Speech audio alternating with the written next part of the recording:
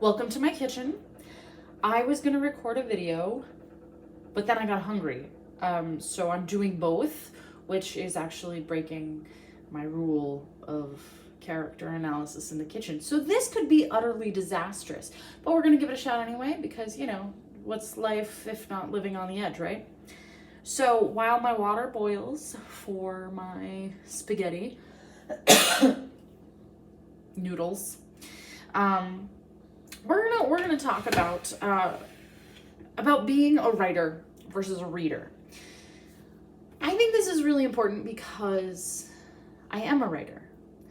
I consistently create worlds that are both on this planet where I have to be true to culture and history and human psychology and the way that we work as humans on this planet, but then I also have to hold the conflict and the world building of the fantasy side that I personally work in, and I have to also people it with believable characters, like dozens of believable characters, all at the same time as creating a believable conflict that's going to get them from one point in their arc to the other.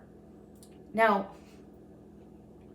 I say this because as we talk about analyzing reading, books, I think it's really important to remember that there is a person behind these words who cared enough to write the story, and I'm so grateful for all the people out there who decided to go through the blood, sweat, and tears of writing, because without them,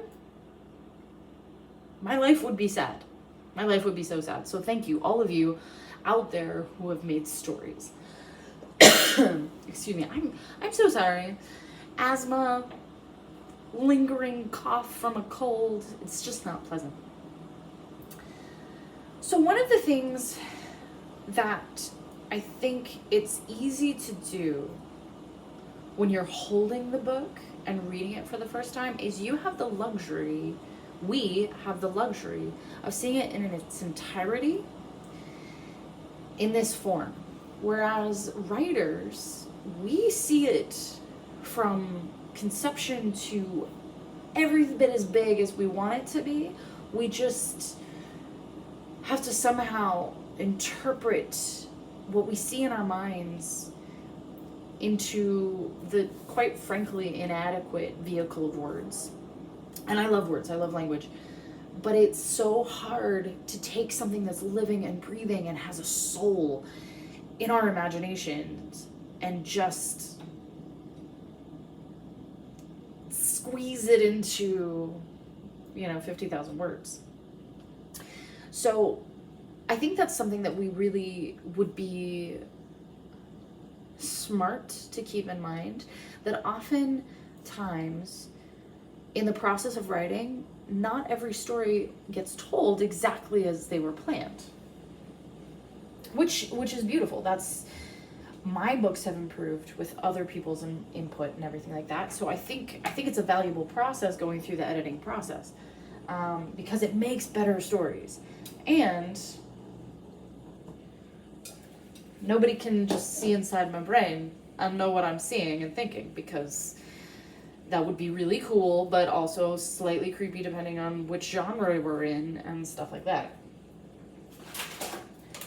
So, keeping in mind that there's a human brain, a limited human brain behind each story, kind of allows you a new way to approach analysis for stories. So there's all kinds of different types of actual technical types of analysis that you can do, especially in academia.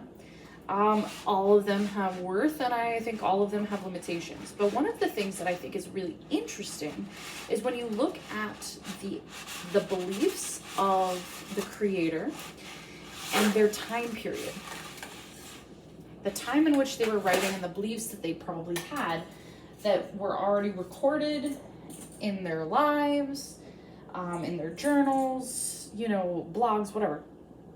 And you kind of get an idea of what they were thinking and why they wrote the story. And sometimes they actually tell you, I wrote the story because I needed to make money.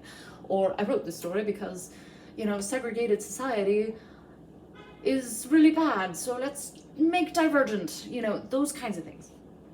So that insight into a person's reasoning, the spark of inspiration that made them write the story and create it, because let me tell you, it's not easy. It's not easy. For them to actually go into that much pain and heartache and rejection to create this story, sometimes that can really give you a really interesting perspective on the character, if that's what they were trying to accomplish as a writer.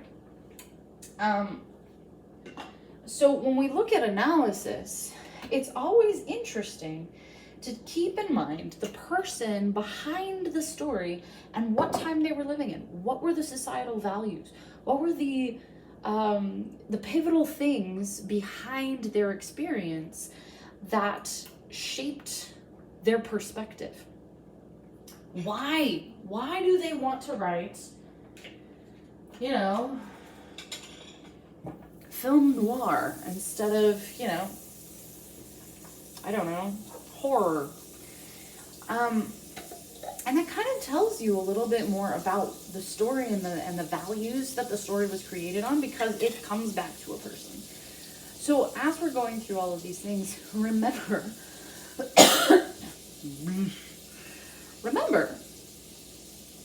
there's a person who created this. And every time that you engage a story, remember that. Remember there's a heart, there's a purpose, there's a reason, and you may not agree with it, and that's fine.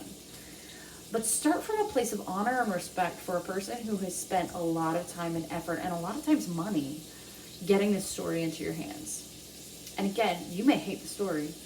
You may hate the idea behind it, but there's a reason for it. So use that as part of your analysis as you're looking at this story. What did they go through?